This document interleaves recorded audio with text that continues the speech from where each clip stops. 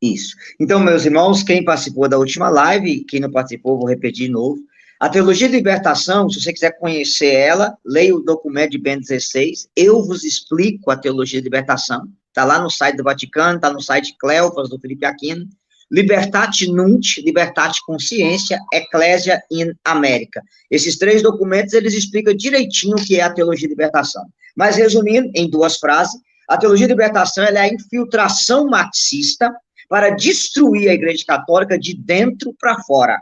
Número 2, Bento XVI chama ela de a pior heresia da história da Igreja. Por quê? Todas as heresias, o que é heresia? Heresia é uma palavra grega, haris, que significa escolha. Todas as heresias da história da Igreja negam um dogma de fé. A teologia de libertação, ela nega todos. E ela pega toda a doutrina da igreja, inclusive a própria igreja, eu vou explicar isso agora, e reinterpreta ela a partir da praxis da libertação marxista. Aqui eu vou lembrar, Tiago, só uma coisa, julho desse ano está completando 47 anos do lançamento do livro do Frei Leonardo Boff, Igreja, Carisma e Poder, que foi lançado em julho de 1981. Olha onde que esse trem começou no Brasil, com esse livro. Leonardo Boff fala nesse livro da chamada eclesiogênesis. O que é isso? Que deveria nascer uma nova igreja dos porões da humanidade. Que nós temos duas igrejas. A igreja do carisma e a igreja do poder. A igreja do carisma é a igreja povo, que está renascendo de novo, a partir do povo. E a igreja que deve morrer é essa igreja que tem o poder, essa igreja da hierarquia, que tem papa, que tem bispo. Essa igreja precisa morrer para nascer uma nova igreja. E nesse livro, Leonardo Boff diz que a igreja é uma velha opressora, detentora do poder, e que essa igreja tem que ser destruída para nascer uma nova igreja. Percebe? É aquela igreja, a ideia da igreja popular, povo, que é o contrário da igreja hierárquica, dividir, como se fosse uma contradição de uma igreja povo para uma igreja hierárquica. Outra coisa interessante, Leonardo Boff faz mais ou menos uma análise nesse livro, tipo o Paulo Freire, né? Que existe a igreja docente, que ensina e oprime, e a igreja discente, que é uma igreja oprimida, tipo um professor que oprime o aluno. Então, para ele, o catolicismo é opressor. Esse catolicismo ortodoxo, padre Paulo Ricardo, padre Zé Eduardo, outros, é um catolicismo opressor, que oprime as pessoas. Então, essa igreja do poder, ela precisa morrer para nascer uma nova igreja. A igreja do carisma. E ele usa até essa palavra eclesiogênesis, né? Como se fosse nascer uma outra igreja. Outra coisa interessante, já que as pessoas têm que saber, por que Leonardo Boff usa esse termo? Porque o que é a mentalidade marxista? O marxismo é dividir para governar. Então, o que o marxismo fala? Ele joga o preto contra o branco, o gay contra o hétero, o nordestino contra o sulista, o pobre contra o rico. É a luta de classe. Então, eles dividem a sociedade para eles virem como salvador da sociedade. E essa é a meta da teologia de libertação. É dividir a igreja hierárquica da igreja povo, como se não fosse Cristo que quis a hierarquia. Então, a igreja não nasceu do povo, a igreja não é democrática de baixo para cima, a igreja nasceu no céu, no coração de Deus, ela veio do céu para a terra. Olha o pensamento desse povo como que é. Então, na cabeça de Leonardo Boff, nesse livro, tem que acabar com esse negócio de mandantes e mandatos, de governantes e governados, essa hierarquia e povo tem que acabar, porque todos somos iguais, percebe? É aquela ideia da sociedade igualitária. E ele usa uma coisa terrível, que essa igreja opressora, que ela que transmite o meio de produção do sagrado. E que a gente tem que quebrar esse meio de produção do sagrado. O que tem o leigo celebrar a missa? O que tem o leigo interpretar a Bíblia? O que tem só o magistério interpretar? O que só o padre pode celebrar? Por que o leigo não pode perdoar os pecados? Então, essa igreja opressora tem que cair para nascer uma nova igreja. Aí você percebe que o que Leonardo Boff quer nesse livro já tem 500 anos, a reforma protestante. É só ir embora, vira protestante. Porque lá todo mundo é igual, todo mundo celebra a palavra, não tem confissão de pecado, não tem sacerdócio ministerial, é só sacerdócio rei, é só ir embora. Então, percebe que essa ideia entrou. Então, a teologia da libertação, ela visa destruir tudo que é sagrado dentro da igreja, em reinterpretar isso numa análise marxista, a ponto que eles questionam a própria instituição igreja. Aí você entende a gravidade que essa heresia é. Então, vou falar aqui, Tiago, repetir o que eu falei, tudo que nós pudermos falar contra a teologia da libertação ainda é pouco do mal que essa heresia, que não é nem uma heresia, é uma corrente herética, posso dizer assim, o mal que essa corrente herética causa na igreja. Tudo que a gente puder falar ainda é pouco, e hoje nós vamos tratar os 7 principais erros da teologia da libertação. Perfeito. As pessoas, às vezes, elas não conseguem mensurar, ou seja, elas não conseguem calcular como a teologia da libertação ela é destrutiva, como a teologia da libertação ela é ruim, porque se você fala que você tem um pecado, o padre fala que não é pecado. Se você fala do demônio, eles falam que o demônio não existe. Tudo. Então, isso é a reinterpretação. Então, a multiplicação de milagres não existiu. Todo mundo levou um pãozinho no bolso. Então, é isso. Então, é muito perigoso.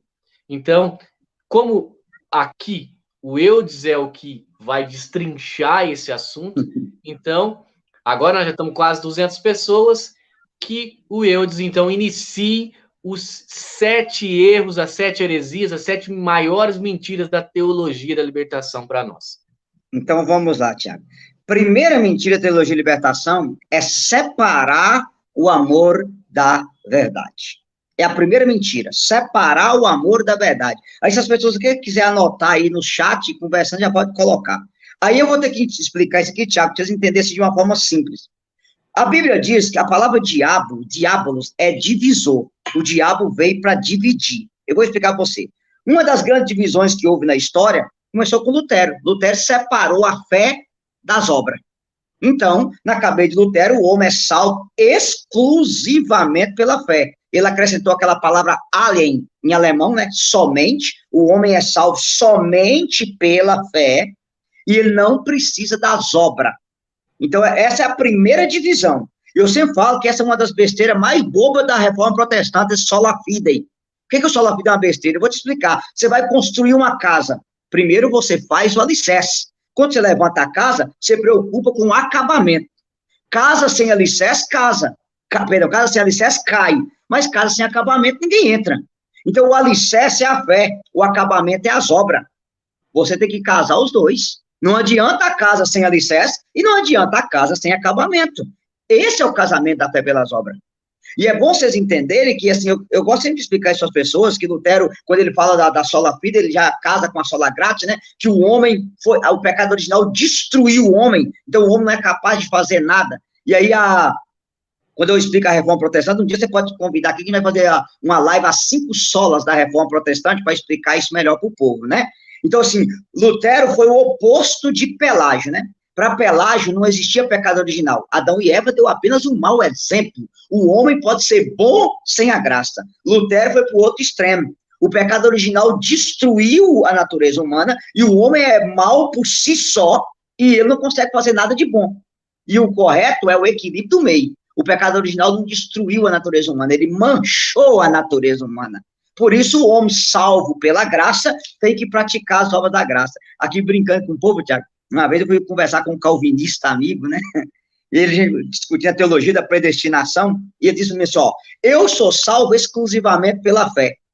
E se você, como católico, me mostrar na Bíblia uma pessoa que foi para o céu pelas obras, eu vou te mostrar um que foi só pela fé. Se você me dá um que foi pelas obras, eu como a paz da Bíblia e viro católico. Aí eu brinquei com ele, ó, se você me mostrar na Bíblia uma pessoa que foi para o céu sem praticar uma obra, eu como a página, renuncio o catolicismo, queimo o catecismo e vou para calvinista. Aí ele brincou comigo, falou, você perdeu. Eu falei, manda, vem quente que eu estou fervendo. Aí ele falou, o bandido aos pés da cruz, ele se arrependeu, acreditou, e Jesus disse para ele, hoje estarás comigo no paraíso. Que obra ele praticou? Aí eu falei, irmão, você não lê a Bíblia, não. Ele falou, eu não entendi. Eu falei, meu nobre, nós temos 7 obras de misericórdia corporal e 7 obras de misericórdia espiritual. E uma das obras de misericórdia corrigiu os ignorantes. Ele virou para o bandido da esquerda e falou, nós estamos sofrendo porque nós merecemos. Tu não temes a Deus? Esse homem é justo. Lembra-te de mim quando estiveres no paraíso. Ele praticou uma obra, corrigiu um ignorante. Ninguém se salva exclusivamente pela fé. Não. uma coisa, alicerce e acabamento, caminha dada. Então, essa foi a primeira divisão. A segunda divisão, Tiago, que eu sempre falo que o demônio estava dividindo, também é com Lutero. Ele dividiu Cristo da igreja. A reforma protestante quer a cabeça, mas não quer o corpo. Então, eu só dependo de Cristo, não dependo do corpo da igreja. Também é uma divisão terrível. Aí é bom lembrar para as pessoas que quando São Paulo está perseguindo a igreja, São Paulo fala o quê lá? Jesus, ele cai do cavalo, entre aspas aqui, Saulo, por que tu me persegues? Senhor, quem és tu? Eu sou Jesus. Mas Paulo não perseguia Jesus, Paulo perseguia a igreja, mas perseguir a igreja é perseguir Cristo. Então não se separa a cabeça do corpo.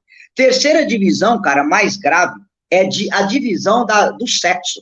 O sexo, ele é unitivo e ele é procriativo. Eu vou explicar isso mais na frente. Então, a contracepção fecha o unitivo e a inseminação fecha o procriativo. É dividir as dimensões do sexo. A quarta divisão mais grave, cara, essa aqui quase não se fala, mas também existe muito isso, é a separação da alma do corpo, que também vem com Lutero. Peque, creia, creia, creia. Entendeu? Também tem uma outra divisão, que é separar a fé da razão. Aí você cai no fideísmo e cai no racionalismo. Existe uma outra divisão, que é cruel para nós, aqui daria para fazer uma live sobre isso, que é dividir a trindade. Era do Pai, era do Filho e era do Espírito. Isso é gravíssimo. Isso foi uma heresia de Joaquim de Fiore, lá do século XII, onde Joaquim de Fiore falava que existia a era do Pai, a era do Filho, a era do Espírito. E isso, infelizmente, até entrou em alguns setores da renovação, muita gente pregando sobre isso. E São Boaventura é claro, né? Você não se divide a trindade. É um Deus em três pessoas. A revelação, ela tem três fases. O Pai se manifesta e anuncia o Filho. O Filho se manifesta e anuncia o Espírito, e quando chega a igreja é a plenitude do Espírito agindo hoje. Então não se divide. Aí vem a mais grave, cara, que é a divisão que a teologia de libertação faz do amor e da verdade. E ao separar o amor e a verdade, ele separa a justiça da misericórdia. Então eu quero um Deus misericordioso, mas eu não quero um Deus justo. E hoje você falar de juiz final, juiz particular, que Deus é o meu juiz, isso causa ojeriza. Você falar da ira de Deus, inclusive o Dom Falcão fez agora no século XXI, mais de 40 vídeos sobre a ira divina, verdades esquecidas que ele chamou lá, que não se fala mais nisso, porque eu quero só um lado de Deus, eu não quero o outro. Isso a teologia de libertação conseguiu fazer perfeitamente. E aí o que acontece, Tiago? Vou aqui já direto no assunto. Santo Ambrósio, ele dizia que a misericórdia, para ser verdadeira, tem que ter três coisas: afetiva, efetiva e reta razão. E Santo Ambrósio explicava, Jesus encontra com a pecadora, misericórdia afetiva, ele se coloca no lugar dela, ele se agacha e fica do mesmo tamanho dela. Misericórdia efetiva, ninguém te condenou, eu também não te condeno. Reta razão, vai e não tornes a pecar. Isso é a misericórdia verdadeira, afetiva, efetiva e reta razão. Outra coisa interessante, Dom Bosco vai mais claro, Dom Bosco dizia assim, não é digno de misericórdia quem peca pensando na misericórdia, porque misericórdia não é direito de eu pecar, é oportunidade para abandonar o pecado. Olha a gravidade disso. Depois, São Basílio Magno dizia assim, misericórdia sim, para quem arrepende, mas não para quem abusa da paciência divina. E ele dizia, misericórdia não é direito de você abusar da paciência divina. Olha a profundidade disso. Então, o cardeal Sara vai dizer, não há misericórdia sem conversão. Misericórdia não é colocar o meu pecado, misericórdia não é patrocínio para eu permanecer no pecado. Misericórdia é uma oportunidade para mim abandonar o pecado. E isso, a teologia de libertação, ele só quer esse Deus amor, esse Deus misericórdia, mas não quer o Deus justo e o Deus que é verdade. Então, não dá para você separar verdade de amor e justiça de misericórdia. Eu vou trabalhar nisso com você. E às vezes isso entra no meio de nós, como eu falei na live anterior. Por exemplo, Deus me ama do jeito que eu sou. Completa, mas não quer que eu fique do jeito que eu estou. Igreja não é tribunal, igreja é hospital. Sim, é um hospital para você entrar doente e sair curado, e não ficar doente lá dentro. Terceiro, Jesus andava com os pecadores, sim, para converter, e não para deixar eles no pecado, como eu expliquei na live anterior. Deus quer o coração, Deus não é cardiologista. Onde é que está escrito na Bíblia que Deus é cardiologista? Deus quer você por inteiro. Aí quando você, engraçado, né? Vou falar isso mais na frente, se irrita com as meninas que usam saia e véu. Mas quando você vai pregar que as meninas que estão com a bunda de fora estão pecando, Deus quer o coração. Ué, Deus é cardiologista? Não, Deus quer o ser humano por inteiro. Aí, Tiago, há duas coisas que eu preciso falar muito sérias sobre isso aqui para a gente aprofundar. Número um, no tempo de Jesus, quem acolhia os pecadores era acusado de acolher o pecado. Hoje, quem denuncia o pecado é acusado de condenar o pecador. Percebe a gravidade da coisa? Quem, na época de Jesus, eu vou repetir isso, ficar no coração de muita gente aí. Na época de Jesus, quem acolhia o pecador era acusado de acolher o pecado. Hoje, quem denuncia o pecado é acusado de condenar o pecador. Outra coisa interessante, cara. Deus é tão misericordioso que ele te dá liberdade de plantar o que você quiser. Mas Deus é tão justo que você vai colher o que você planta. Isso aqui é uma regra. O plantio é livre, mas a colheita é obrigatória. Você não separa uma coisa da outra. Você faz o que você quiser, mas você nunca vai estar livre das consequências daquilo que você faz. Deus é misericórdia, eu não te condeno, mas Deus é justo. Vai e não tornes a pecar. E eu fico muito preocupado quando eu escuto eles dizer, não, mas só Deus pode me julgar. Isso não te dá medo? São Jerônimo dizia, eu tremo só de pensar que eu estarei diante do justo juízo um dia. São Jerônimo. Outra coisa, um dia uma senhora falou comigo, não, pregador, eu não gosto de você não, que você é radical demais. Eu falei, não, a senhora que é relaxada demais. Porque o evangelho, pelo amor de Deus, ô Tiago, aprenda, gente, eu quero falar duas coisas aqui, Tiago, eu vou falar um pouquinho do amor da verdade. Primeiro, vocês que estão nos assistindo e que vai nos assistir depois, aprenda. A porta não passou por reforma, a porta continua estreita, a porta não foi reformada.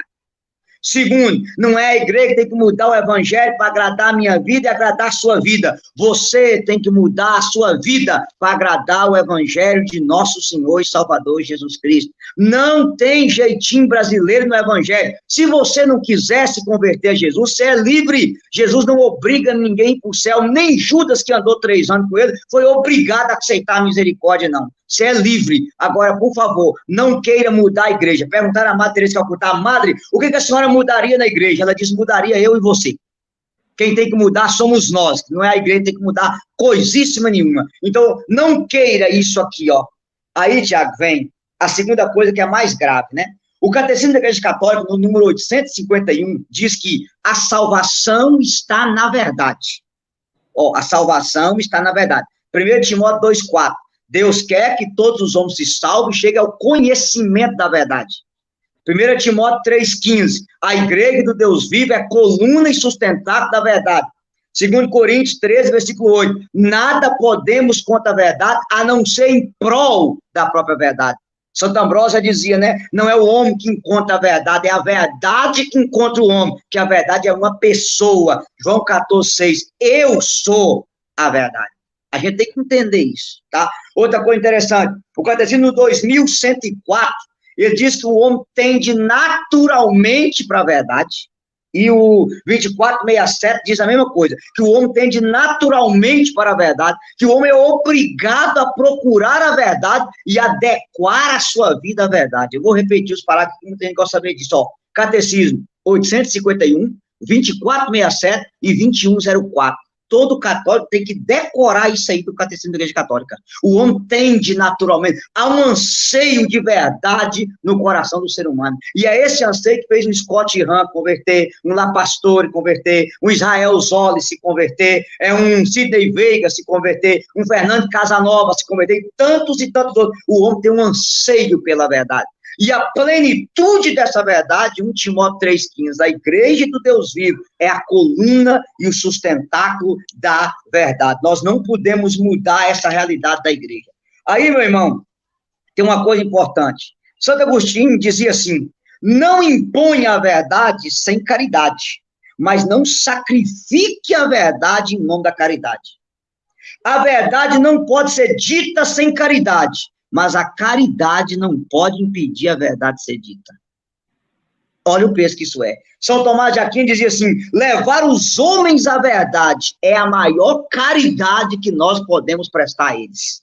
Eu vou repetir que está no coração do povo. Levar as pessoas à verdade é a maior caridade que nós podemos prestar a elas. Depois, o Papa São Pio X dizia, a maior caridade da igreja é anunciar a verdade para quem está nas trevas. Olha a profundidade disso. A maior caridade da igreja é anunciar a verdade para quem está nas trevas. Você vê uma pessoa caminhando para o inferno e você deixar ela ir para o inferno, você falar que isso é amor, pode rasgar a Bíblia. Se eu estou vendo meu irmão dando passo para condenação e eu não falar nada por respeito humano e dizer que isso é amor, não, isso é respeito humano. E São João Maria Benedito dizia, maldito respeito humano que tantas almas conduz ao inferno. O Papa Bento XVI, naquela encíclica Caridade na Verdade, ele dizia, a caridade sem a verdade é sentimentalismo. Eu até vou pegar para você, que eu escrevi esse livro aqui, ó. Conhecereis da verdade e a verdade vos libertará. Eu já vou falar para as pessoas que eu não tenho esse livro mais. Inclusive, se alguém quiser me ajudar, Tiago, até mesmo algum dinheiro eu pago até a prestação, se possível, para lançar esse livro. O nome do livro mesmo é As 7 Mentiras da Teologia da Libertação. Mas se eu colocasse esse nome, eu estava frito. Então, coloquei, conhecereis a verdade vos libertará.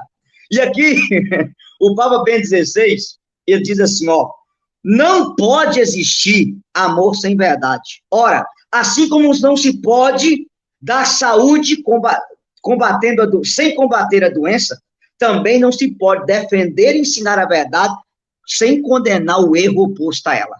Isso é Bento XVI no Caridade na Verdade. Eu preciso mostrar isso para as pessoas, tá bom? E aqui, eu gosto sempre de citar o Papa São Félix, que alguns atribuem a São Tomás de Aquino, mas é de São Félix, diz assim, não se opor ao erro é aprová-lo. Não defender a verdade é suprimi-la. E a nossa negligência em defender a verdade, quando podemos fazê-la, é tão pecado quanto incentivar o erro. Por isso que Santo Agostinho vai dizer, né? A verdade tem poucos amigos, mas as pessoas amam a verdade quando esta se ilumina e tende a odiar a verdade quando esta lhe confronta. Mas ele termina dizendo, quem não é vencido pela verdade será vencido pelo erro. E qual é o problema da teologia da libertação? Eles apresentam um Deus só lobe, mas não quer um Deus que é verdade. Eles apresentam um Deus misericordioso, mas esquece que esse Deus também é justo. Aí, Tiago, deixa eu aprofundar para o povo entender. Quais são os 4 primeiros principais erros? Primeiro, olha aqui, por caridade aos pobres, eu posso roubar dinheiro para ajudá-los? Claro que não. Porque não é permitido fazer um bem por um meio mal. Quer dizer, você que eu roubo dinheiro e faço caridade com os pobres, aí vai até para o meio político, roubou, mas fez. Tá bom, eu vou roubar seu carro e te dar uma carona. Roubei, mas fiz. Desde quando fazer o bem te dá o direito de fazer o mal? Não. João Paulo II falou isso aqui em Belo Horizonte, em 1980, quando ele veio a Belo Horizonte, no encontro dos jovens, naquela viagem do Brasil. Ele diz que a juventude começa a envelhecer quando ela começa a achar que os fins justificam os meios. Então, eu não posso fazer um bem por um meio mal. Tá gravando isso aí, Tiago, mas eu vou ter que falar. Eu estava pregando na determinada cidade e chegou um rapaz, uma coleirinha de cachorro, né? E aí, mano, tipo assim, velho, eu preciso falar com você. Eu falei, pois não, meu nome, pode falar. E ele me disse assim, olha, pregador, tinha 10 anos que eu não via na igreja, eu estava meio chateado, mas eu entrei aqui, uma tia minha me convidou, e eu gostei de sua pregação, chorei, na hora daquela oração que vocês falam estranho, eu caí no chão, eu levantei com a paz, um negócio estranho, e eu queria mudar de vida, mas eu queria falar para você que eu vendo bagulho. E se eu não parar de vender o bagulho, eu vou pro inferno? Eu falei, você vai, de cabeça para baixo. Aí ele regalou o olho. Mas é o seguinte, amigo, é o seguinte, eu tenho uma moto, eu tenho um carro, eu tenho um sítiozinho, eu tenho uma casa, e tudo isso aqui é com o dinheiro do bagulho. E eu tenho que parar. Eu olhei para ele e falei, meu nobre, a casa que você tem, a moto que você tem, o dinheiro que você tem, o sítio que você tem, é sangue derramado por causa da desgraça que você está vendendo. É mãe chorando, lágrima de sangue por causa dessa praga que você vende. E cada pessoa que morrer, você vai prestar conta no dia do julgamento por estar usando esse dinheiro maldito que você está bem, mas as pessoas estão morrendo por sua causa. O cara abaixou a cabeça, começou a chorar e olhou para mim, era melhor não ter vindo falar com você. Eu falei, é mesmo, porque a verdade está na sua mão, você se vira. Se você quiser você morrer nessa vida, você vai para o inferno, você está matando pessoas com essa porcaria que você vende. Aí uma senhora falou comigo assim, rapaz, acho que é melhor você ir embora, que esse menino é o maior traficante da cidade, veio azar. Mas ele ouviu a verdade. Eu vou passar a mão na cabeça dele? Mas de jeito nenhum. Então, assim, a gente tem que ser sincero e direto. Estava no outro determinado local, Tiago, recebi o testemunho de uma senhora que eu chorei muito. A senhora, dona de uma rede de farmácia, foi procurar um padre desses padre mesmo, fiel à igreja, Ela ouviu a pregação do padre, sabe o que ela fez, irmão? Ela pegou toda a rede de farmácia dela, jogou o Cistotec fora, jogou os anticoncepcionais fora, jogou os preservativos fora, jogou a pílula do dia seguinte fora. E todos os farmacêuticos que trabalham com ela, uma senhora bem rica, fizeram um curso do método Binix para ensinar os casais a fazer paternidade responsável. Ela diz, quando chega aqui pedindo anticoncepcional, eu falo, vá numa outra farmácia, porque eu sou católica e na minha farmácia eu não vendo essas coisas, porque ela vai trair a minha consciência. Percebe a conversão da pessoa, cara? Percebe o que é você ouvir uma palavra de verdade de um sacerdote? Esse padre chegou para essa senhora, mesmo sendo rica, e disse para ela, o dinheiro da senhora tem sangue, porque o dinheiro da senhora, infelizmente, é criança abortada com isso que a senhora está vendendo. E ela se converteu. Em outra cidade que eu estava pregando, Tiago, eu comecei a bater muito nos motel, embora aí os nossos irmãos do catequista, isso não tem nada a ver, um casal ir para um motel, mas tem tudo a ver. E eu comecei a falar do dinheiro da prostituição do motel, que tal, de casais que são destruídos naquilo ali, de traição, de homens, pá. Rapaz, tinha um dono de uma rede de motel na minha pregação. E o cara foi tão tocado, Tiago, mas tão tocado, que um ano e pouco depois eu recebi o testemunho do cara. O cara disse, depois que eu ouvi sua pregação, eu fechei a minha rede de motel, meu irmão. E vendi uns, transformei outros em hotel, acabei com tudo, e a minha consciência está tranquila, porque eu não quero ganhar dinheiro de prostituição, de adultério, de fornicação das pessoas. Percebe? Um meio mal para ganhar dinheiro. Então é conversão, Tiago. E a gente tem que falar isso bem claro para as pessoas. Outra coisa, por caridade ao casal de segunda união, você dá ordem ao casal de segunda união para comungar. Não, mas eles vivem tão bem. Mas eles se amam, eles se respeitam. Percebe o emocionalismo? O que tem eles comungar? O que tem é o seguinte, Tiago, se o primeiro casamento valeu, o casamento é indissolúvel, tá lá, ó, primeiro, Romanos, capítulo 7, versículo 2, versículo 3, eu vou falar de cor, mas quem quiser anotar aí, Romanos 7, 2, 3, a mulher está ligada ao marido enquanto ele viver, se durante o marido estiver vivo, ela arrumar um outro homem, isso é adultério. 1 Coríntios, capítulo 7, versículo 10. Aos casados mando não eu, mas o Senhor, que a mulher não se separe do marido, e que se estiver separada, permaneçam sem casar. Marcos, capítulo 10. O homem deixará seu pai e sua mãe, se unirá à sua mulher, os dois serão uma só carne, e o que Deus uniu, o homem não separa. Se o primeiro casamento valeu, esse casal está em estado de adultério. Logo, eles estão privados da comunhão. Isso é o parágrafo 1650 do Catecismo da Igreja Católica. Eu vou ler, Tiago, porque vai que alguém fala, não, eu quero ver o que a igreja ensina. Então, eu vou falar para vocês o que a igreja ensina. Parágrafo 1650 diz que são numerosos os países católicos que recorrem ao divórcio segundo a lei civil e que contraem civilmente uma nova união. A igreja, por fidelidade à palavra de Jesus Cristo, todo aquele que abandonar sua mulher e casar-se com outra comete adultério, se mantém firme em não reconhecer válido uma nova união, se o primeiro casamento foi válido. Aqui está importante a nulidade matrimonial, que a gente pode explicar isso melhor para o pessoal aqui. Se os divorciados tornam-se a casar no civil, coloca numa situação que contraria a lei de Deus. Portanto, não tem acesso à comunhão eucarística. Isso é doutrina oficial da igreja. E o que os casais de segunda união podem fazer? Ler a palavra de Deus, frequentar o sacrifício da missa, fazer comunhão espiritual, fazer boas obras, educar os filhos na fé cristã, favorecer as obras de justiça e as obras sociais da igreja, fazer penitência e implorar o dia a dia a graça de Deus. Mas estão em pecado grave, por isso não pode comungar. Agora, no nome de uma falsa caridade, não, mas eles vivem bem. Não. A verdade não pode ser suprimida por uma falsa caridade. Eu vou explicar melhor, Tiago. Se a pessoa está na UTI, você não vai dar alimento sólido para ela. Você vai dar uma feijoada, ela vai morrer, correto? Ela tem que comer um alimento leve, porque ela está na UTI. Se a pessoa está numa UTI do pecado mortal, você não pode dar alimento sólido, que é Cristo da Eucaristia, que ela vai comer e beber a própria condenação dela. Ela vai ter que fazer comunhão espiritual. A maior caridade da igreja é oferecer ao casal de segunda união a comunhão espiritual, a comunhão com a palavra. Você entendeu? Por quê? Senão ele vai comer e beber a própria condenação. Olha a gravidade disso. A mesma coisa é dizer aos casais homossexuais que o amor deles justifica a vida sexual deles. Não, como eu atendo alguns irmãos homossexuais que eu acompanho, que procuram o padre para conversar. Não, meu filho, você pode ser um gay santo com um parceiro só. Se você tiver um parceiro só love, só love, só love. Jesus mandou a gente amar, percebe? Eu estou cansado de ouvir isso, Tiago.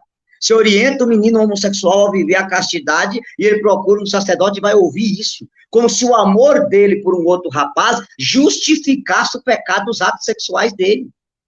Ontem você fez essa live aí com o Omar, tão bonita. É isso. Então, assim, a igreja diz claro que a união homossexual, parágrafo 2396, é pecado mortal. A pessoa está privada da comunhão. Levítico 18, 22, Levítico 20, 13, Romanos 1, 26, 1 Coríntios 6, 9, Judas 1, versículo do 7 ao 10, diz que os atos homossexuais é pecado mortal, e se a pessoa não se arrepender, conduz ela à condenação eterna. Mas hoje é só love, só love, só love. Claro, aqui, Tiago, a gente tem que aprender a causar o amor e a verdade. Eu estava numa determinada cidade pregando um congresso de jovem, 1.500 jovens, cabia a oração de cura, foi muita libertação, muita gente repousou no espírito. Aí eu falei assim, gente, eu não vou almoçar, eu vou ficar naquela salinha. Quem de vocês aqui quiser atendimento de oração, vem lá que eu vou orar e conversar com vocês. Aí me entra um rapaz, chorando, e disse assim, olha, pregador, tinha mais de 10 anos que eu não ia numa igreja. Essa é a primeira vez depois de 10 anos. Eu falei, por quê, meu filho? Ele me disse que tem 10 anos que eu sou casado com outro rapaz. Eu amo ele profundamente, ele me ama, a gente se ama. E, assim, só que eu fui muito tocado na sua pregação. E eu percebi que eu procuro no meu namorado o pai que eu não tenho. Eu tenho 26 anos, meu namorado tem 52. E quando você foi pregando a cura da carência da figura do pai, eu descobri que eu procuro nele o pai que eu não tenho. E eu fui muito tocado, eu arrepiei, eu caí no chão lá, ele teve uma opressão na hora da oração de libertação. Mas eu queria te fazer uma pergunta muito séria, me responde, eu posso frequentar a missa com o meu namorado? Rapaz, naquela hora eu falei, Jesus, manda o Espírito Santo, eu tenho que dar uma palavra de sabedoria para esse menino para ele não ir embora. E na hora que Deus fez assim, né? O importante é você estar sempre aberto aos dons carismáticos, é isso. Ver uma palavra de sabedoria. E aí eu perguntei para ele assim, meu filho, entre o mal maior e o mal menor, você escolhe qual? Ele disse o mal menor. Foi ótimo. Você, namorando um outro rapaz, casado, fora da igreja, sua chance de salvação é zero. Mas eu quero te pedir uma coisa. Pode vir com seu namorado para a igreja, e quando você entrar na missa, você vai lembrar de um texto na Bíblia. Uma mulher chegou para Jesus e falou, Senhor, a minha filha está atormentada por um demônio, vem curá-la. E Jesus disse para ela assim, olha, não é lícito tirar o pão dos filhos e jogar para os cachorrinhos. Mas aquela mulher disse, Jesus, até os cachorrinhos comem as migalhas que caem das mesas de seu dono. Vem com o namorado para a igreja, para a Santa Missa. Na hora que o padre levantar a Eucaristia, você olha para aquela mesa sagrada e fala, Jesus, eu não sou digno de comer o pão dos filhos. Dai-me as migalhas da graça que emana dessa mesa do altar, porque um dia eu quero viver a castidade e quero morar com o Senhor no céu. Hoje eu não estou preparado para renunciar a esse pecado, mas com a tua graça eu vou renunciar a esse pecado. Coloquei as mãos dele, pedi o batismo no Espírito Santo, orei, dei um abraço e digo, olha, não abandone a igreja, fique, porque a graça que emana do altar vai convencer você e o seu namorado um dia a viver a castidade e vocês vão morar no céu, porque Jesus também morreu pela salvação de vocês. Tiago, isso é acolhida. É você acolher com amor, mas acolher com a verdade. Eu não posso passar a mão na cabeça daquele menino e dizer, não, pode vir, continua comungando, que vale o amor de jeito nenhum. Eu tenho que mostrar para ele a verdade da igreja, porque eu sou católico. E eu não posso mudar a doutrina para adaptar a vida dele. Ele tem que adaptar a vida dele ao evangelho de nosso Senhor Jesus Cristo. Isso aqui a gente tem que ser sério. Terceira coisa perigosa, Tiago, é dizer que o amor dos namorados justifica o sexo entre eles. Não, vocês já se amam. Se você se ama, como eu falei para você na live anterior, o casamento é o coroamento do amor. E aí vem uma justificativa terrível, né? A caridade é maior do que a castidade ordena para a caridade. Então, se vocês já se amam, o sexo é uma manifestação do amor. Pode viver isso à vontade. A gente está cansado de ouvir isso. Mas a igreja diz, Tiago, 2396, que o sexo antes do casamento é fornicação e é pecado mortal. A igreja diz no 2390 que os casais namorados que têm vida sexual no matrimônio estão afastados da comunhão, que é um pecado grave. Gálatas 5,19, 1 Coríntios 6,9 diz que os fornicadores não herdarão o reino do céu. Efésios capítulo 1, do versículo 3 ao 8, diz que a fornicação atrai a ira de Deus. Mas a gente quer dar um jeitinho brasileiro. Tiago, eu gosto sempre de dizer isso aqui, eu sei que tem muita gente nos acompanhando agora. Quando eu vim para a Renovação Carismática, eu tinha 15 para 16 anos. A primeira pregação que chegou na minha vida foi uma pregação do Padre João, chamada Puros como Sara e Tobias, onde ele falava da importância de viver a virgindade até o matrimônio. A segunda pregação foi Homens e Mulheres em Sadia Convivência, também do Padre Jonas. E depois eu li o livro do Felipe Aquino, Namoro, e aos 15 para 16 anos de idade eu decidi viver a pureza até o matrimônio. Eu não sou casado ainda, eu tenho 39 anos, e eu decidi ser virgem, eu não tenho vergonha de dizer que eu sou virgem, e vou viver a minha castidade até o matrimônio, porque a minha vocação é o matrimônio. Por quê? Porque eu escutei a verdade. Hoje eu vou pregar alguns encontros de jovens. Não, você não pode falar essas coisas, que você espanta a juventude. A verdade não espanta, a verdade liberta. A igreja, a maior arma que nós temos é a verdade. A verdade é a força mais poderosa do universo. Não é sendo igual ao mundo que nós vamos atrair a juventude, é sendo diferente do mundo, é sendo igreja, una, santa, católica, apostólica, que a juventude vai vir para cá. Porque nós não temos que adequar ao mundo, não. É o mundo que tem que se adequar ao evangelho de nosso Senhor e Salvador Jesus Cristo. Eu ouvi isso, cara, com 15 para 16 anos. Desde eu estou aqui na castidade, na pureza. Por quê? Porque eu aprendi isso dentro de um grupo de oração. Eu aprendi isso ouvindo Monsenhor Jonas Abi pregar. Então, é triste você ouvir o que a gente ouve, que os casais de namorado estão escutando por aí. Ah, não, mas o sexo não é sagrado? É, o sexo é sagrado para o sagrado matrimônio. Fora dele é pecado mortal. Fora dele, você está caminhando a passos largos para o inferno. É duro falar isso, Thiago, é duro. Mas o que é a castidade? A castidade é você olhar para sua namorada, que agora é sua esposa, e dizer, olha, eu amo tanto você que eu não quero te usar. Você não é meu objeto de prazer. Você vai ser a rainha do meu lar, a mãe dos meus filhos. Isso é castidade. Entendeu? Castidade não é a castração, não. Castidade é você renunciar o seu desejo por algo maior. Eu te amo tanto que eu quero a bênção de Deus para viver o amor com você. Olha a dignidade disso, cara. Pelo amor de Deus, tá? E aí, Tiago, para finalizar esse assunto, eu quero só dizer uma coisa que vai doer em algumas pessoas, eu preciso falar. A igreja não veio pregar a tolerância universal. A igreja foi instituída por Jesus para pregar a verdade universal. É diferente, tá? E aí, Tiago, eu vou falar uma coisa muito séria, que muita gente não vai gostar de ouvir, mas Santo Agostinho dizia que a gente tem que saber amar com ódio e saber odiar com amor. Amar os homens odiando neles seus pecados. Olha a profundidade disso. O padre Faber dizia assim, quem ama sem ódio é falso, porque o amor verdadeiro exige um ódio verdadeiro. E Lagrange vai dizer mais ainda, não existe amor verdadeiro ao bem sem ódio verdadeiro ao mal. Qual é o problema? Quem ama a justiça odeia a iniquidade. Quem ama a verdade odeia a mentira. Quem ama a Deus odeia o inimigo. Quem ama a santidade odeia o pecado. E quem ama o bem odeia o mal. Não existe amor verdadeiro à santidade sem um ódio supremo ao pecado. A gente está esquecendo de pregar isso às pessoas. Eu tenho que odiar o meu pecado, porque esse pecado me conduz à perdição eterna. Eu posso estar separado eternamente de Deus. Isso é lá no Salmo 96, versículo 10, no Salmo 15, Eclesiastes 15, versículo 13, Hebreus capítulo 1, versículo 9, diz de maneira clara que Deus ama a justiça e abomina a iniquidade. Então não há amor verdadeiro ao bem sem ódio supremo ao mal. Não há amor verdadeiro à santidade sem ódio supremo ao pecado. E isso, infelizmente, por causa dessa separação que a teologia de libertação fez, as pessoas estão acostumando a viver no pecado, o pior, gostando do pecado, irmão, que é o mais grave de todos. Então eu penso que essa é a primeira mentira mais grave da teologia de libertação. Separar o amor da verdade. Que aí se separa a justiça da misericórdia e você faz uma bagunça no cristianismo ao criar essa divisão.